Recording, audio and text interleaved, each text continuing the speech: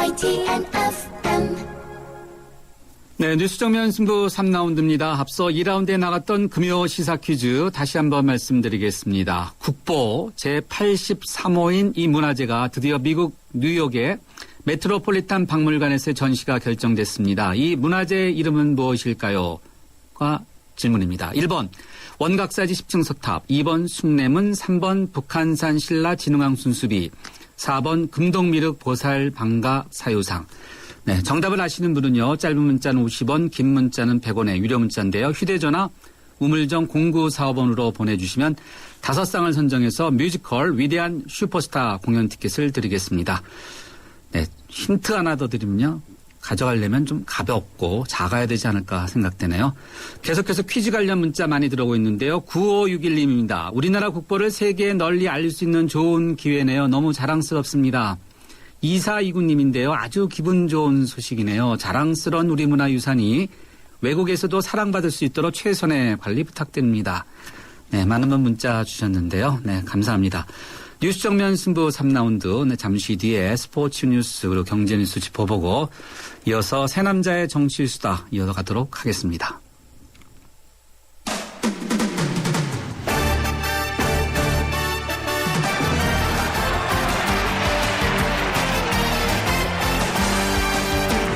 네, 스포츠 소식 알아보겠습니다. 스포츠 경향의 김은진 기자 연결되어 있습니다. 김 기자 안녕하세요. 네, 안녕하세요. 기분 좋은 소식부터 들어보죠. 유현진 선수가 아주 가뿐하게 시즌 11승을 올렸어요.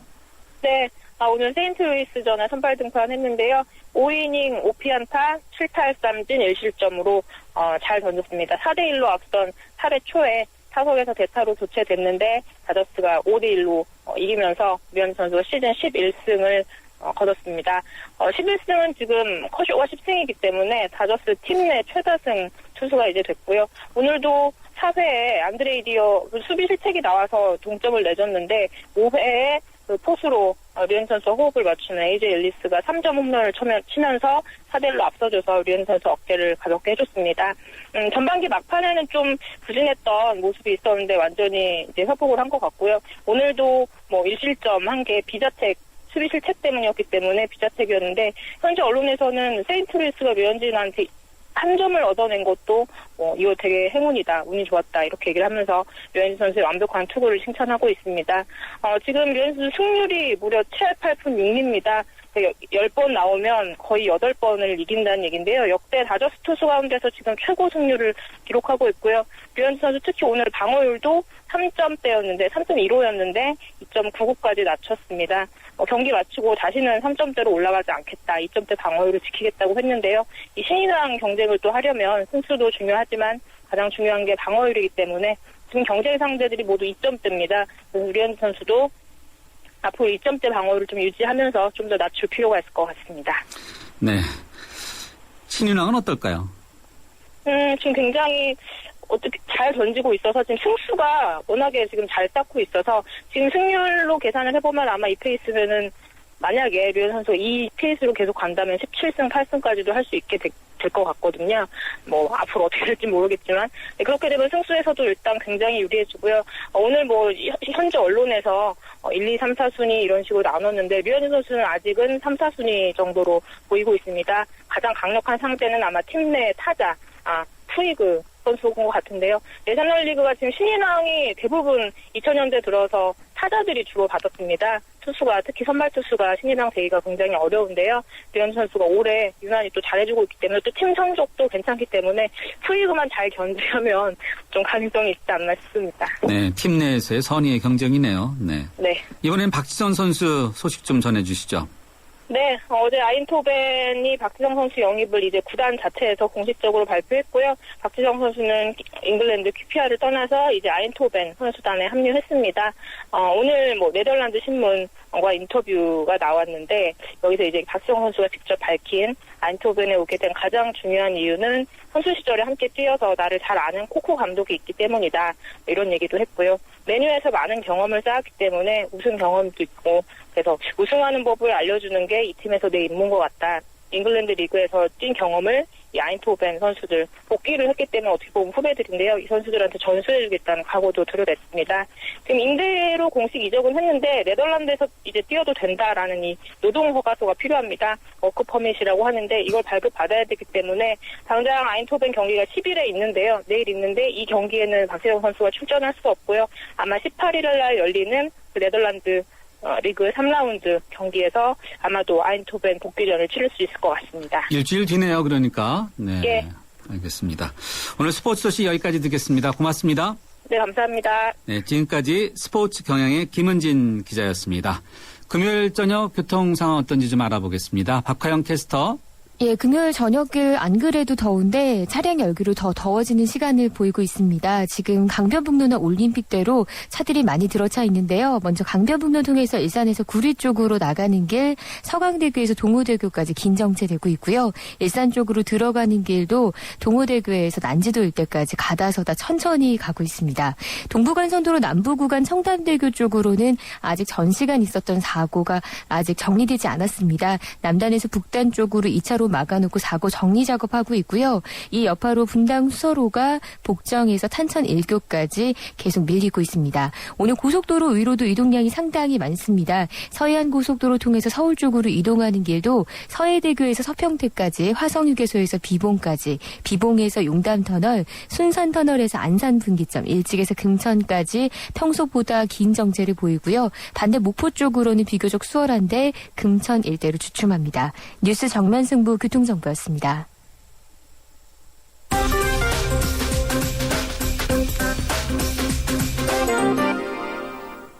네, 경제 뉴스도 살펴보겠습니다. 머니투데이의 김태은 기자 연결돼 있습니다. 김 기자 안녕하세요. 네, 안녕하세요.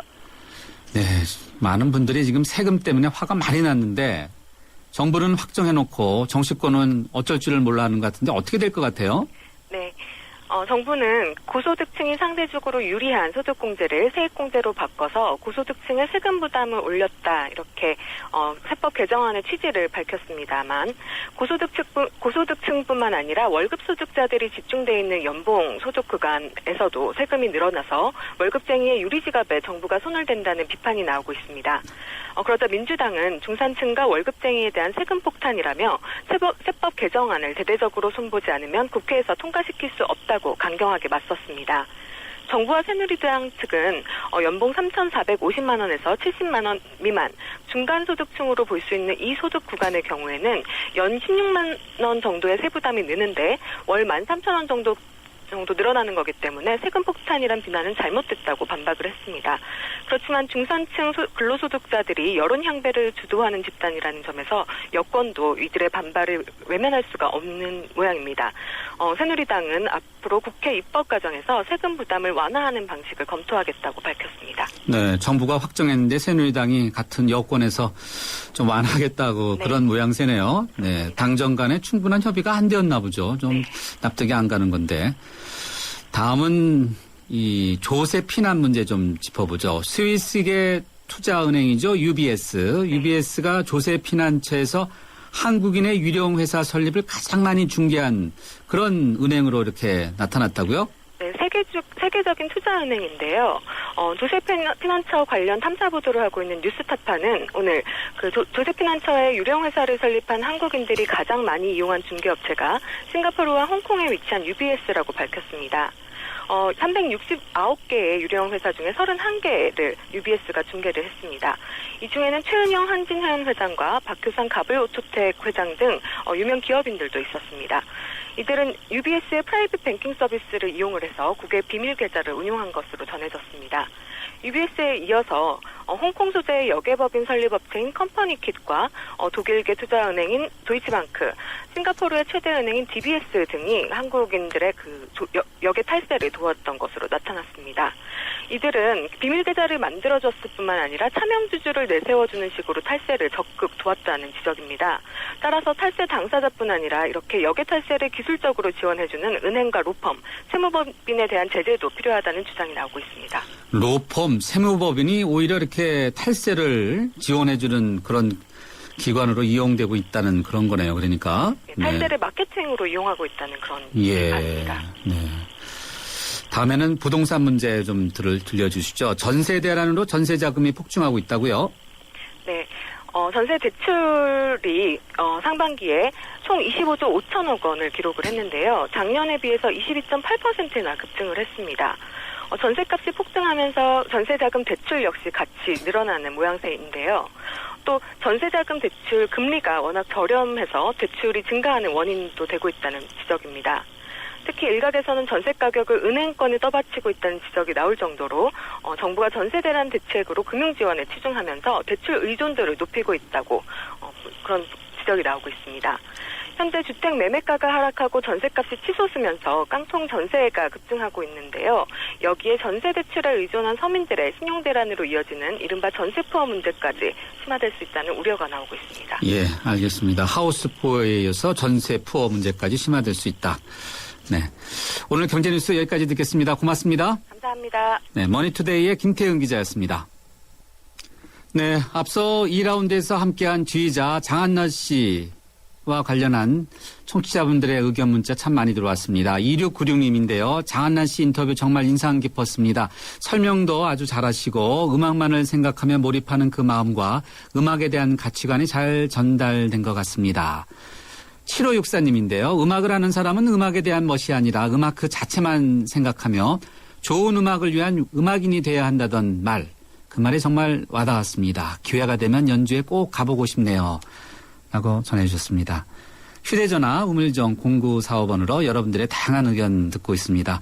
뉴스 정면 승부 3라운드 여기서 인사드리고요. 잠시 뒤에는 새남자의 정치 수다 대선 후보였던 강지원 변호사님 그리고 한겨레 정치부의 하호영 기자와 함께 하도록 하겠습니다. 살아있는 뉴스 깨어있는 방송 한겨레 뉴스 채널 YTN News FM. 네, 저희 뉴스 정면 승부는 대한민국 대표은행 KB국민은행과 함께하고 있습니다. 정면 승부 4라운드 잠시 뒤에 이어가도록 하겠습니다.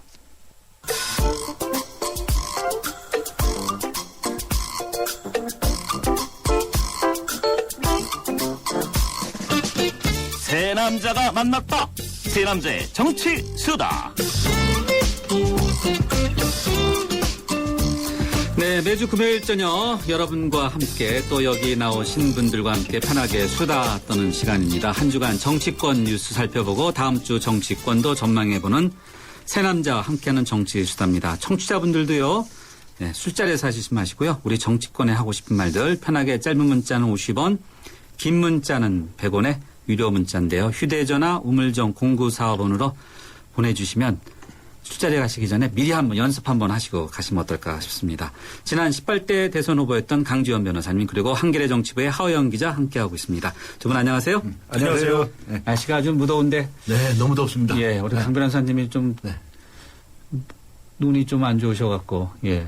네. 네. 아까 가만히 서 있어도 그냥 땀이 졸졸 나요. 예, 그렇죠. 예. 네. 전 전철 타고 이제 방송국에 가고 이렇게 하는데 예. 그걸 걸어가다 보니까는 이제 안에 셔츠가 그냥 흥건하게 그렇죠. 젖고 말이죠. 예.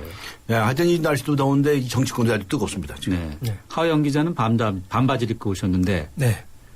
오늘을 저는 이제 열흘째 네. 민주당 그 시청광장 천막에 같이 바로 하고 있습니다. 이 시청광장에서 취재를 하시다 보니까 이제 너무 더워갖고. 사실 퇴근 시간 이후에 옷을 좀 갈아입었는데요. 예. 아유 그래도 덥습니다. 저녁인데도요. 예. 그 시청 앞에 나온 민주당 분들도 반바지 입고 다니나요? 아닙니다. 그런 건 아니고요? 예.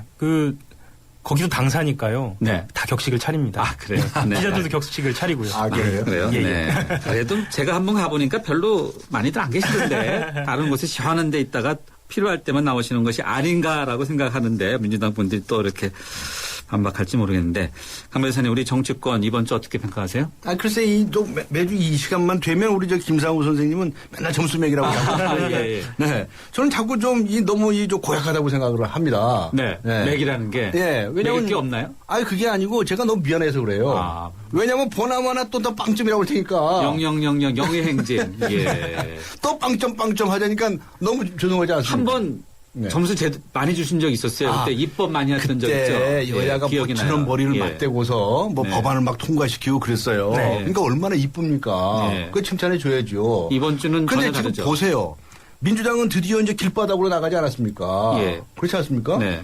또 새누리당은 그거 무슨 뭐 만나자고 그러는데 뭐 2자, 3자, 뭐 5자 뭐 그거 해가지고 저런 관계 있고 네. 또 민주당이 뒤쳐나가는 것을 저는 잘했다고 보지는 않지만 또 그렇게 만든 것은 또 저 새누리당 책임 아니겠습니까? 네, 네. 그러니까 이거 점수를 몇 점을 주라는 겁니까? 도대체 이 사람 이런 이들한테 10점, 50점? 그러니까 무조건 빵점이죠. 예. 빵점.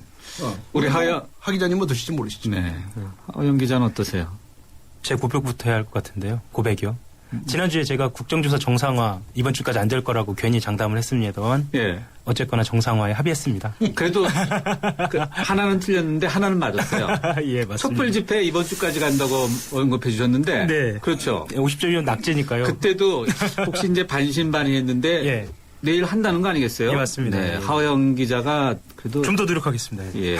아니 완전히 틀린 건 아니에요. 하나는 맞았고 하나는 틀렸는데. 예. 저는 그런데요. 예. 민주당이 저 장외투쟁 이거 철회해야 됩니다. 당장 중지해야 됩니다. 우리 하 기자님은 이제 이 민주당 출입 기자시니까 민주당 이제 편을 드시고 그러시는데. 네. 예? 근데 저는 뭐 여당도 아니고 야당도 아니거든요.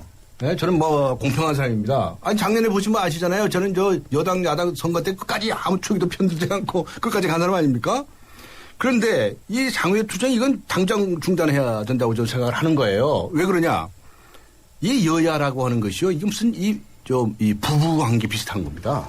부부. 우리 우리 세상의 이치가 음양의 이치가 있다고 그러지 않습니까? 네. 그 이제 부부라고 그러고 남녀라고도 하고 그래요. 예. 어디가 음이고 어디가 양인지 모르겠는데 부부싸움으로 예를 들어보시자고. 부부싸움을 하려면 집구석에서 해야지. 길바닥에 나가가지고 무슨 들어눕고 어쩌고 하면 그건 더 보약한 거 아닙니까? 결국은 뭐냐면 집안에서 해결할 능력이 없는 사람들이다. 그 자백하는 거나 마찬가지예요. 그러니까 정치인들은 뭐냐? 장 내에서 해야지. 국민 세금 받아 먹고 앉아서 국회에서 하려고 하는 것이 그런 것이지 길바닥에 나가라고 그랬느냐고. 그러니까 결국은 저는 이 새누리당이 야당이 저렇게까지 하지 않으면 안 되게끔 만든 그 전적으로 그건 새누리당 책임이다. 그리고 그렇다고 해서 뛰쳐나가는 거 그것도 전적으로 민주당의 책임이다. 그래서 저는 이렇게 생각하는 거죠. 여야의 싸움 박질하는 거 부부싸움에 비해서 본다고 한다면 싸우려면 집구석에서 싸워라. 네. 그 다음에 장소가만 중요한 게 아니에요. 우리가 이제 대화 사람과 사람이 다 견해가 다르지 않습니까? 예. 여기 우리 세 사람이 얘기하는데 세 사람이 견해가 다 같은 법이 어디가 있습니까? 우리가 중국집에 가보세요. 예. 뭐 먹을래? 어떤 사람 짜장면, 짬뽕 뭐 다 다른 것처럼. 네. 다른 것이 정상적인 거거든요. 그러면 정상적인 사람들이 말로서 풀어나가야지. 말로 싸우다가 안 된다고 해서 주먹질에서 뺨따구를 때린다. 라고 하면 잘하는 겁니까? 잘못하는 겁니까? 누가 옳든지 간에 옳고 그름을 떠나서 이제 손바닥을 올려붙였다라고 하면 그건 범죄입니다. 폭력은 범죄인 거예요. 따라서 저는 이 나라 정치권이 맨날 이렇게 싸움박질하는 것을 늘 개탄을 해서 제발 좀 싸움박질 금지법을 만들자. 그렇게 되지 않습니까? 예, 그렇습니다. 그런데 네. 싸움박질도 하다가 또 이 주먹질까지 나간다고 한다면 이거 너무나 이 비참한 일이다. 창피한 일이고 부끄럽다. 근데 과연 그분들은 이러한 사실이 왜 부끄럽다는 사실을 알고 있을까? 그래서 저는 그거 궁금합니다. 취재하신 거 얘기 좀 해보세요. 저는 잠깐만요. 예, 허영 기자. 예. 예. 우리 강주현 변호사님께서 이제 민주당 출입 기자니까 민주당 편든다 그러는데 이 민주당 출입 기자들이 다 민주당 편드나요? 사실 제가 장외투쟁이 옳다고 말한 적은 없고요. 사실 또 하나는 민주당 편을 들지 않아서 원망을 많이 듣는 기자 중에 하나입니다. 뭐 기자직이 어쩔 수 없는 부분이라 생각하는데요. 저는 다만 이제 여의도 정치에 대한 기대가 있으니까 그것을 무조건 적으로 비판하기보다는 조금 더 정당 정치에 대한 기대를 하는 부분에 있어서 좀 편을 들어주고는 싶습니다. 네. 민주당이 아니고요. 정당 정치에 대한 기대가 있습니다. 강주현 변호사님께서 저는 아니, 정당 정치를 글쎄 국회에서 하라고 그랬지. 맞습니다. 예. 어디 길바닥에서 하라고 그랬냐고. 예. 예? 맞습니다. 예. 길바닥에서 있는 동안은 다 월급 깎아버려요. 예. 강주현 변호사님께서 예. 저는 여야 관계가 이제 부부와 같다고 한 부분이 상당히 또 이 비유가 적절하지 않나 이런 생각이 들어요. 네. 네. 상생 아니겠어요? 상생. 네, 그렇죠. 그렇죠. 네. 청취자분 질문 벌써부터 의견인데요. 의견이 많이 모셨네요. 짚고 가죠. 5574님인데요. 시청광장 얼마나 더울까요? 두 분 목소리 듣는 것만으로도 큰 힘이 됩니다. 반바지 하기장이 너무 멋집니다. 네, 강 변호사님 건강 유의하시됩니다. 0391님인데요. 정치권 잘못하면 길바닥 투쟁은 국민들이 할 테니 민주당 의원님들은 전쟁터로 돌아가세요. 네. 군인은 전쟁터에서 싸워야지요. 전장을 벗어나면 근무지 이탈입니다. 3027님인데요. 하 기자님, 폭우 낙뢰 있었던 날도 의원님 광장에 있었나요? 천막에 물 고일까봐 은근히 궁금하던데요. 네. 많은 분들이 이제 시청 앞에 천막 당사가 있으니까 여기와 관련된 거 지나가다가 이제 많은 보시면서 이제 느낀 점들이 많나 본데. 자, 이제 앞서 이제 장애투쟁 또 서울광장 이야기 하셨으니까 네. 근데 그 당초에 좀 말씀 중에 이 저 정말 그 근무지 이탈 그 표현이 너무 좋네요. 그 질문인데 답변도 좀 해주세요. 그럴까요? 딱 근무지 이탈이네요. 그 폭우 낙뢰 있었던 날이죠. 네. 의원들은 광장에 있었죠. 그 사실 그러니까 김 씨부터 해서요. 그 이름을 순서로 나눠서 조를 짜가지고요. 천막 본부를 지킵니다. 또 한켠에는 을지키기 위원회라고 해서 그 민생과 관련된 상담도 받습니다. 관련돼서 고민이 있으신 분들은 오셔서 상담을 받으셔도 좋을 것 같습니다. 얼마만큼 그것이 오셔서 도움이 될지는 일단 저희들도 좀 들여다봐야 할 것 같고요. 갑자기 민주당 대변인처럼 말을 한다고 혹시 오해하실 수 있지 않을까 이런 생각도 드는데 천막에 물 고이는 거 말씀드리면요, 물이 고여가지고요. 한 번은 그 기자들이 철수한 적이 있어요. 물이 왕창 새가지고. 그래요? 네네. 그런데 이제 그게 이제 그 비닐을 까니까 물은 좀 이제 흐르도록. 그러니까요. 제 얘기는 그 폭우에서 물고 있는 데서 그 난리 치지 말고 지금 이 순간에 지금 민주당이 할 일은 많습니다. 새누리당도 해야 할 일이 많습니다. 뭐냐면 예를 들어서 국정원 개혁하겠다는 거 아니에요? 그렇죠. 그럼 예를 들면 제가 무슨 민주당 사람이라고 하면 그럼 국정원으로 인해서 국정원이 아니라 불법적인 것, 예를 들면 무슨 사찰을 한다든가 어쩌다 이런 것으로 인해서 피해를 입은 사람들 한번 모이세요. 그래서 간담회 합시다. 국정원에 대한 피해자 간담회. 이런 걸 하고.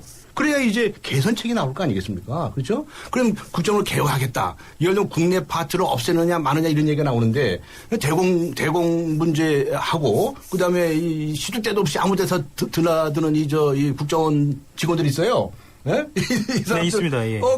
그런 현상에 관해서 분석도 하고 말이죠. 해야지. 아직도 있나요? 네? 아직도 많죠. 있습니다. 그래요? 그렇습니까? 신문사마다 방송마다 담당 있고 기업마다 담당 있고 한다고 하는데 언론사는 아직 못 들어올 것 같은데 이제. 들어오진 못하는 담당은 있습니다. 아, 그래요? 예. 그래서 저는 이제 그것이 이제 간첩을 잡기 위해서 대공 차원에서 한다고 한다면 당연히 해야죠. 그런데 그 보통 사람들이 다 이렇게 딱 간첩입니까? 네. 그래서 이건 뭐 세미나도 하고 간담회도 하고 여러 가지 할 일 너무 많아. 그리고 방안이 지금까지 하나도 안 나왔어요. 바로 그 할 일 때문에 여야가 만나자고 했잖아요. 그렇죠. 2자, 3자, 5자, 다시 2자인데 회담 형식. 하기죠. 왜 민주당은 2자를 이렇게 계속해서 제안하는지. 아주 간단하게 실무적인 것만 말씀을 드리자면요. 네. 보통은 대통령과의 회담이 2시간이 진행이 되는데요. 네. 5명이 만나면 한 사람 앞에 또 그런 게 있네요. n분의 1하면. 예, 그러니까 저는 그냥 실무적인 것만 말씀드리면요. 역시 민주당 때는 많이 하셔야 되니까 청와대 입장에서 말씀드린 거죠. 예. 강문에서 회담 형식이 중요한가요? 그래서 저는 이 문제에 두고서도 저는 좀 들으지 않습니까? 만나라, 무조건 만나라. 맞습니다. 예. 만나는 것이 않으면 전화라도 해라. 그 제가 늘 얘기를 했지만 미국에 또는 영국에 또는 불란서에 이렇게 보면 그냥 전화들 많이 해요. 하고 싶은 얘기하면 그게 이제 소통이라는 거예요. 그런데 이제 2냐 3이냐 5냐 이거 가지고 좀 숫자 장난하는 것도 아니고. 맞습니다. 이 도대체 만나고 싶으면 어떻게 해서든지 못 만납니까? 그렇지 않습니까? 게다가 예를 들면 이 새누리당 대표 그다음에 새누리당 대표가 그다음에 대통령 몇 번 만났습니까? 여러 차례 만났겠죠. 예, 비공개로도 많이 만난 걸로 돼 있습니다. 공개든 비공개든 만났겠죠. 그럼 적어도 야당 대표 한 번은 만나야지.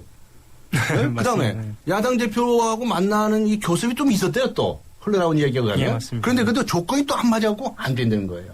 그래서 저는 이런 것을 너무나 무겁게 생각하지 마라. 그러니까 의제를 딱 정하고 나비 합의문까지 다 만들어가지고 이렇게 하지 말고 스스로 부탁하고 싶으면 전화해서 부탁도 하고 만나고 싶으면 만나자고도 하자는 거예요. 제가 여러 번 예를 들었지만 오바마 대통령이 미국 예를 들어서 죄송합니다. 근데 그 재정 절벽이라는 게 있었잖아요. 그때 그 당의 대표들에게 국회의원들에 전화해서 협조해가고 의견을 좁혀나가고 합니다. 세상에 그런 이 하나 더하기 하나는 둘이다. 이건 정답이지만 이러한 문제에 있어서는 정답이 있는 게 아니에요. 서로 양보하고 설득하고. 그래서 저는 이 시간에 또 더 강조하고 싶은 게 뭐냐면 그런 대화를 할 때 대전제가 필요하다. 어떤 거죠? 양보할 각오를 하라. 네. 양보할 각오를 먼저 하지 않으면 만나지도 마라. 응? 자기 주장만 하려고 하는 만남이라고 하는 것은 더 싸움박질만 커지는 것이니 회담이 됐든 뭐가 됐든 만나고자 하는 생각이 있거든. 자기 자신이 스스로 양보할 각오를 하고 준비를 하고 만나라. 전 그 얘기를 하고 그것 싶어요. 때문에 회담 형식 또는 잘 안 열리는 거 아닌가 싶어요. 네. 양보할 각오가 없으면은 만나지 마라. 사실 여권 예, 잠깐만요. 맞습니다. 여권 관계자에서 뭔가 줘야 되는 부분, 야권에서 뭔가 꼭 받아야 되는 부분 이런 거 조율하다가 잘 안 되고 그런 경우 많다면서요. 예, 맞습니다. 그런데 이번에는 조금 더 또 특이한 측면이 하나 있는데요. 실제로 이 회담이 이야기되기 전에 그런 실무적으로 의제를 무엇으로 가져갈 것인지에 대한 이야기가 있거든요. 그런데 이번에는 그런 이야기 없이 형식만 이야기되고 있어서 그것도 답답한 노릇입니다. 네, 그거 특이하네요. 자유롭게 이것을 너무 무겁게 생각하지 마세요라고 정치인들에게 권하고 싶어요. 네. 수시로 전화도 좀 하세요. 핸드폰도 맞고 스마트폰도 좋은데 요새. 네. 네. 그렇게 자꾸 이 소통의 정치라고 하는 것은 그렇게 형식 뭐 이런 것에 격식에 구애받아 가지고는 안 된다. 이 남북 관계도 마찬가지예요. 전 그래서 우리 마음의 문을 열고 그저 그냥 가볍게 서로 만나자. 그런 자세를 가져줄 것을 이 나라의 정치인들에게 촉구하고 싶습니다. 네. 네, 그렇게 좀 변했으면 좋겠습니다. 꼭 줘야 만나거나 또 꼭 받아야만 만나거나 꼭 이런 건 아니라는 거죠. 만나봐야 되는 거죠. 서로 네. 이제 평상시에 주고받거니 하다 보면 저 사람의 내심의 의사가 저거구나. 어느 정도까지 양보할 수 있구나. 또 나도 이 정도까지 양보할 수 있구나라고 이제 얘기를 자주 하다 보면 풀려나가는 것인데 아니 무슨 우주 달나라에 가서 만나는 것도 아닌데 그렇게 복잡하게 난리구설에 있다. 네. 이게 뭡니까? 장난치는 네. 것도 아니고 쇼하는 것도 아니고. 달나라 언급하셨는데 상당히 이제 신뢰 문제인데 여야가 국정조사에서 항상 문제가 됐던 것이 바로 이 원세훈 전 국정원장 그리고 김용판 전 경찰청장을 이제 중위로 세우는데 혹시 안 나오면 이제 가정법에 있는 거예요. 혹시 안 나오면 불출석 시죠. 그러니까 동행 명령장 발부 이 합의 문제 이거 갖고도 굉장히 치고받고 그랬는데 하 기자 일단 국정조사 지금 전혀 진도가 안 나가고 있는 거죠. 일단 14일과 19일 소환 대상자들은 정했습니다. 네. 그래서요. 14일 소환 대상은 원세훈, 김용판 두 사람이고요. 19일은 국정원 대선 개입 의혹과 관련된 국정원 직원들이 주요하게 나옵니다. 이 중에는 국정원 3차장도 있고요. 박원동이라고 불리는 이런 그 당시에 한 국장 그 댓글 개입 사건을 주도했다는 한 국장과 심리전단 팀장 그리고 당시 여직원도 나옵니다. 김암기 씨죠. 그렇게 지금 출석 대상자로 올라와 있습니다. 14일에는 또 남북 간에 7차 실무회담이 있어서 언론으로부터 주목을 좀 못 받을 그렇습니다. 거다라고 민주당이 걱정하고 있다는데 맞습니까? 뭐 아무래도 그럴 수는 예. 있지만요. 네. 그건 두고 봐야겠습니다. 네. 강 변호사님, 이 국정조사 이제 14일 세 번이죠. 14일하고 19일. 네. 네. 한 번 더 있습니다. 한 번 더 있는데 갑자기 생각이 안 나네요. 21일? 21일인가요? 예. 이 과정에서 조사를 하면서 가장 중요한 건 뭐라고 생각하세요? 그러니까 저는 이 국정조사라는 형식을 빌렸기 때문에 이런 문제가 생기는데요. 예. 국정조사라는 건 뭐냐면 국회가 국회 권한을 발동해서 행정부에서 있은 일들에 관해서 이제 조사를 하는 이제 그런 겁니다. 그러다 보니 이제 이것저것 이제 누구도 증인도 부르고 참고인도 부르고 이렇게 한다는 것인데 도대체가 국정조사를 하는 목적이 뭐냐 이겁니다. 그거는 결국은 국정을 개혁하자는 거 아니겠습니까? 그렇겠죠. 또 그다음에 이제 과거에도 잘못한 게 있으면 그걸 찾아내서 또 문책할 건 문책하고 또 처벌할 건 처벌을 할 수 있는 이제 계기를 만들고 이런 거 아니겠습니까? 그래서 저는 이것도 너무 구태의연한 방식이에요. 이제 우리나라의 국정조사라는 방식이 이게 아주 참 좀 아주 특별한 방식입니다. 그거 왜 9월 달에 정기국회가 열리면 또 국정조사 기간이 있어요. 네, 그렇죠. 국정감사 기간이 있어요. 그거 외국에 별로 없는 제도입니다. 그게요. 그냥 이게 정상적인 그 국회 활동하면 되는데 특별히 국정감사라고 하는 제도를 도입한 이유가 뭐죠? 과거 권위주의 독재 정권 시절에 그것에 관해서 민주 세력에서 대항하기 위해서 만든 제도예요. 그래가지고 무슨 산하단체 공기업 이런 데까지 우르르 국회의원들 몰려가가지고 그래고 끝나면 또 밥 얻어 먹어요 또 그 주제에. 그 짓을 하고 다니고 해가지고 그 좀 비판이 많았는데 이 국정조사라고 하는 것도 정말 다른 국가기관에서 밝히지 아니한 새로운 것들을 밝혀낸다든가 이런 거거든요. 그러니까 맨날 증인 갖고 싸우는 거 아닙니까? 예를 들면 감추고자 하는 쪽에서는 자꾸 이제 방어적인 자세를 취하죠. 공격하고 싶은 쪽에서는 이제 아주 이제 뭐 날카로운 그렇죠. 이런 이제 자세를 가지고 그렇게 하는 것인데 이게 제발 저는 이 훌륭하신 이 정치인들이 국민들의 눈에 비치기에 싸움박질하는 모습으로 보이지 않게 국정조사도 좀 해보세요. 네, 알겠습니다. 제발. 응? 예.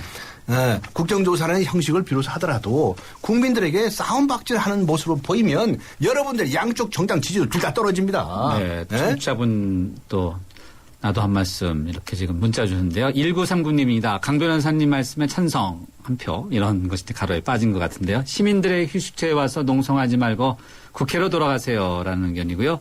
2102님은 민주당 지지자들 눈에는 그동안 민주당이 비굴해 보였어요. 장외투쟁 지지합니다. 8118님 국민만 지치고 여당과 대통령 언론은 쉬고 있는 것 같아요.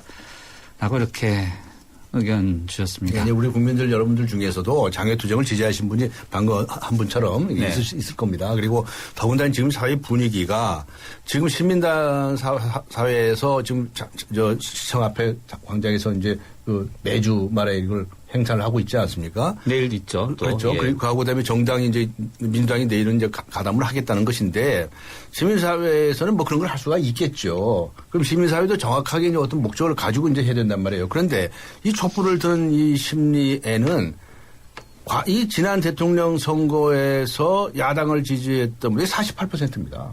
여당은 지금 여당을 지지했던 51.6%고요.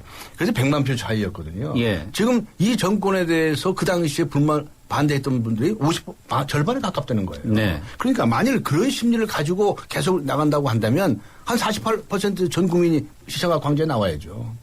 그래서 우리가 이제 이 정당 정치를 해 나갈 때 이런 식의 의사표시보다 그러니까 좀 이 장외투쟁을 무슨 뭐 박수를 보내고 뭐 이런 방식보다 더 현명한 방법, 더 좋은 방법, 정말이지 국정을 개혁하기 위해서 더 따끔한 방법 그런 게 없겠느냐라고 하는 것에 대해서 우리가 연구를 해보자 이런 취지로 저는 말씀을 드리는 거죠. 예, 알겠습니다.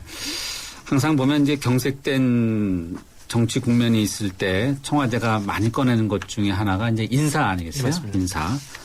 이번에도 청와대 대통령 비서실장 카드란을 꺼냈는데 이번 주에도 지금 뭐 촛불 집회도 있고 네. 여전히 장외투쟁은 이어지고 또 후속 인사도 예정되어 있다라는 이야기가 들리는데 박 기자 또 취재된 거 있습니까? 예, 이번 주말이나 다음 주 초에 비서관이나 행정관 보통 행정부 직급으로 말하면요 1급에서 2에서 4급까지인데요. 인사가 추가로 있을 것이라는 얘기가 돌고 있고요. 1급이면 차관급이죠? 네네 네. 그렇습니다. 예. 그래서 사실은 휴가 중이거나 네. 휴가를 가려고 했던 참모진들이 예. 청와대에 남아있는 그런 상황이라고도 합니다. 예, 그렇습니다. 어떻게 될지 몰라서. 예. 청와대 김기춘 대통령 비서실장에 대해서 제일 말이 많은 것 같아요. 강 변호사님은 어떻게 보시는지요? 저는 이제 이 모든 인사 문제에 관해서 이 보는 시각의 원칙이 있습니다. 첫째 뭐냐면 적재적소입니다. 적절한 제목을 적절한 장소에 두었느냐. 이게 모든 인사의 이 가장 기본이거든요. 교과서에 나온 얘기죠? 교과서에 나오는 얘기거든요. 예. 적재적소. 과연 그러면 이번에 이거 적재적소였느냐. 보는 이들마다 또 다르겠죠. 근데 저는 이 한 가지 이 걱정스러운 게 있습니다. 이 다른 분들이 잘 얘기를 안 하시는 분인데 청와대의 비대화 문제입니다. 청와대가 지금 이제 뭐 왕실장이라는 표현까지 나오는데 그 여왕이 있고 또 왕실장이 있고 막 여왕 이런 말들이 나오는데 원래 작년에 새누리당의 이 대통령 선거 공약에 책임 장관제라는 게 있었습니다. 그렇죠. 책임 총리제도 책임 총리제는 용어는 쓰지 않았어요. 그래서 제가 이거 그 점에 있어서 아주 바삭하게 알리고 있지 않습니까? 네. 언론이 썼나요? 그렇죠. 책임 네. 총리제라는 말 같습니다. 자체는 쓰지 않았고 네. 이 책임 장관제라는 것을 썼어요. 예. 그럼 뭐냐면 장관들에게 권한을 많이 주겠다 이런 거였거든요. 그렇죠. 근데 사실은 그 책임 장관제에 관한 원조는 접니다. 예. 제가 책임 장관제를 하겠다 이렇게 발표를 했더니 그 어느 날 이제 슬그머니 가져갔는데 뭐 써주니까는 고맙다고 생각하죠. 네. 그 뜻은 뭐냐면 청와대를 작은 청와대로 만들고 예. 내각에 더 많은 권한을 줘서 장관들을 앞세우겠다 이런 거 있었습니다. 네. 그리고 심지어 저는요 청와대 8개 수석 비서관실도 다 없애겠다고 그랬습니다. 청와대는 아주 이 사령탑으로 놔두고 전면적으로 장관들 앞세우겠다라고 생각했던 것이거든요. 근데 뭐 저의 그 점에 있어서는 저하고 일치한 부분이 아니지만 어차피 이 책임 행장관제라는 용어는 썼었어요. 그렇다면 장관들에게 더 힘을 많이 실어주고 더 장관들이 앞장을 서게 해야 한다. 근데 청와대에서 모든 것을 챙기려고 한다면 결국 뭐냐. 책임도 결국 청와대로 직격탄이 날아간다. 이런 겁니다. 따라서 저는 예를 들면 이렇게 예를 들어볼까요? 히딩크 감독. 우리가 잘 알죠? 예. 축구 선수들이 11명이 쫙 뜁니다. 대통령은 감독과 같은 위치에서. 그래서 선수들이 잘 뛸 수 있도록 이렇게 지휘하고 저렇게 지휘하는 거예요. 그때 감독이 혼자 하는 게 아니죠. 옆에 이제 코치도 있어요. 코치도 예. 있고 여러 사람 멤버도 있지 않습니까? 우리 월드컵 축구 대표팀은 일본인 코치도 있어요. 예, 그렇죠. 그런데 맞습니다. 그렇지 아니하고 청와대 직접 뛰려고 하면 예. 청와대 수석 비서관들 직접 나와서 뭐 브리핑하고 설명하고 말이죠. 뭐 비서실장이 자꾸 언론에 등장하고 나는 이것은 잘못하면 청와대 비대화를 가져올 소지가 있다.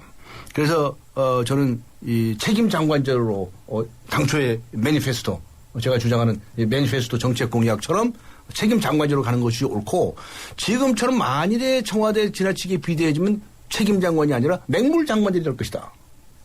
맹물 장관들이. 그래서 요새 가끔 보면 무슨 장관이 안 보이는 이런 기사도 있잖아요. 오늘 신조 하나 또 만드셨어요. 네. 맹물 장관. 맹물 장관. 네. 예. 예. 그래서는 안 되지 않겠느냐. 그런 이제 권고를 하고 네. 싶습니다. 하 기자. 네. 청취자분 질문인데요. 2218님. 하 기자님, 정치부 기자들은 이번 인선 어떻게 평가하고 계신지요? 일단 강 변호사님이 말씀하신 부분이 크고요. 예. 청와대 권력이 집중되는 현상에 대한 우려가 크고요. 그 다음이 이전 정권에서 자리를 감췄던 전국 돌파형 인사였다. 이것에 대한 평가도 있습니다. 그리고 또 하나는 옛 인사가 복귀했다라는 부분에 대해서도 걱정이 있습니다. 특히나 김기춘 지금 실장 같은 경우에는 30대부터의 인물이거든요. 그 중정이죠. 지금 중정이 안기부에서 중앙정보부가 안기부에서 국정원으로 바뀌어 왔는데요. 중정에서 대공 분야의 책임자였고요. 뭐 50, 60, 뭐 김영삼 정권을 거치면서 요직을 두루 거쳤습니다. 그리고 한 가지만 더 말씀을 드리면요. 박근혜 대통령이 1998년도에 정계에 들어오면서 국회의원이 되고 가장 먼저 찾은 방이 김기춘 당시 의원 방이었다고 합니다. 그만큼 신뢰도 돈독하다고 합니다. 네. 지금 인선에 대해서 이제 설명해 주셨고 또 강지원 변호사님께서 이제 왕수석 언급해 주셨는데 이번에 보면은 아주 바로 어제였죠. 이제 세금 문제. 네. 세법 개정안 관련해서 청와대 이제 조원돈 청와대 경제수석이 세제 개편안에 대해서 이제 상당히 이제 진화하는 그런 말을 했는데 강 변호사님 어떻게 보세요? 결국 그 전체적인 정책을 청와대 수석이 또 이건 아니다고 설명하고 또 해명하고 하는 부분들도 결국 그런 왕수석이라든지 책임장관제 이런 것과 다 엇박자가 나는 건가요? 아니, 그래서 사실은 이 전 정권 때, 이 MB 정권 시작할 때, 저도 그때 아주 강력하게 얘기를 했었습니다. 언론을 통해서. 청와대 수석들은 언론에 비치지도 마라. 꼴도 보이지 마라. 네, 그랬습니다. 언론 담당 수석 있죠? 네. 홍보 수석 외에는 나타나지 마라. 왜냐하면 청와대 수석들이 설쳐되면 장관들이 꼴이 뭐가 되냐고요. 그 청와대 경제수석이 설치되면 기재부 장관이고 여기 무슨 다른 장관들은 뭐가 되는 거예요. 그래서 이제 그런 얘기를 했었는데 사실은 이 전 정권에서는 그 어느 정도 지켜졌어요. 잘 기억해 보세요. 어느 정도 지켜졌어요. 그런데 이제 새 정권에 들어와서는 이제 아주 그 문제에 관해서는 인식이 좀 부족한 것 같은데 이번에 뭐 세제 개편한 것도 예를 들면 중산층에 대해서 부담이 가는 걸로 되어 있는데 사실 구조를 보면 대기업 고소득층에도 많이 가게 돼 있거든요. 그런데 이제 느닷없이 이제 평균 소득보다도 낮은 쪽에 분들한테까지 부담이 가니까 이제 반대의 목소리가 나오고 있는 거죠. 방금 말씀하신 것은 이제 청와대와 내각과의 관계 이야기인데 예. 저는 이런 거는 뭐 오늘도 뭐 기재부 장관도 뭐 발표를 하고 그랬던데 자꾸 장관들이 좀 전면에 나서라. 전 그런 얘기를 하고 싶습니다. 네. 하 기자, 이 세제 개편 문제에 대해서 뭐 여야 간에 좀 셈법이 좀 다른 게 아닌가 그렇죠. 생각이 들어요. 민주당 입장에서는 이게 웬 호재냐 네. 라고 이렇게 생각할 수도 있을 것 같아요. 이거를 폭탄이라고 표현합니다. 폭탄이요? 예, 3,450만 원 이상의 그 월급장, 그런 말하자면 근로자들이 16만 원에서 33만 원까지 더 부담하게 되는 것에 대해서 이것이 유리지갑을 가진 월급을 받는 노동자들만 피해보는 것이 아니냐라고 이야기를 하면서 세금 폭탄이다. 그리고 대기업의 비과세 혜택을 줄이는 문제, 대해서는 너무 인색한 게 아니었느냐라고 표현을 하고 있고요. 강 변호사님도 말씀하셨지만 실제로 새누리당에서는 실제로 그 새누리당 대기업 쪽에서도 과세를 하는 부분 아니면 고소득자에 대해서도 과세를 하는 부분이 개선됐으니 그렇게까지 논의될 것은 아니다라고 이렇게 논쟁 중입니다. 네. 예. 그렇지만 이제 중산층이 새로운 부담을 하게 되니까. 예, 맞습니다. 그러니까 이제 중산층 부담은 불만은 이제 어떻게 치유할 수가 없죠. 그래서 좀 더 제가 좀 안타깝게 생각하는 것은 온통 무슨 정치권에서는 무슨 국정원이냐 NLL이니 그거 갖고는 시끄러운데 요새 그 경제 민주화 얘기도 쏙 들어가고 뭐 가불 관계도 쏙 들어가 버리고. 네, 그렇습니다. 저는요 작년 선거 때 말이죠. 다들 뭐 경제 민주화 가지고 양쪽 당에서 뭐 이렇게 하겠다 저렇게 했다고 사탕 발림 얘기를 했는데 저 혼자 유일하게 경제 활성화를 주장했습니다. 제가 그때. 전국토 경제 활성화 공약이란 걸 내고 그런 적이 있었어요. 그래 이 경제 활성화 지금 해야 할 텐데 왜 요새 그런 말에 관해서 별로 얘기가 없느냐 이거죠. 열심히 좀 일 좀 하세요. 예, 알겠습니다. 얘기를 네. 하고 싶습니다. 예. 청취자분 의견 한번 더 듣고 하기자 이야기 듣고 마무리하도록 하겠습니다. 8719님인데요. 인사는 만사인데 적재적소에 올바르게 써야 하는데 추가 인선이 중요한 것이 아니라 문제가 많은 사람부터 정리하는 것이 좋지 않냐 이런 의견 주셨습니다. 하기자 이제 더운데 계속해서 또 언제까지 민주당에 있을 것 같아요? 민주당 그 천막당사에서 취재할 것 같아요? 내일이 고비입니다. 내일 고비고요. 네. 제가 지난번에도 말씀드렸지만 박근혜 대통령이 풀면 쉽게 풀 수도 있습니다. 예, 네. 알겠습니다. 네, 두 분 오늘 말씀 감사합니다. 여기까지 하겠습니다. 감사합니다. 네, 오늘 공부하고 공연 가는 시사 퀴즈 정답 발표하겠습니다. 미국 뉴욕 메트로폴리탄 박물관의 전시가 결정된 국보 제83호인 문화재 이름 그것을 묻는 문제였죠. 정답은 4번 금동미륵 보살 방가 사유상이었습니다. 네, 오늘 그 어느 때보다도 퀴즈 관련 문자 많이 들어왔는데요. 행운의 주인공은 5분이어서 안타깝습니다만요. 휴대전화 끝자리 불러드리겠습니다. 3249님, 7284님, 9859님, 8675님, 6222님 이분들입니다. 당첨되신 분들께는요. 제작진이 바로 따로 연락을 드리도록 하겠습니다. 8월 9일 금요일 뉴스정면승부 저희가 준비한 라운드는 여기까지입니다. 프로듀서 이은지, 기술감독의 박봉선, 허중현, 작가 정선임, 정은지, 진행의 김상우였습니다. 함께해 주신 여러분 고맙습니다.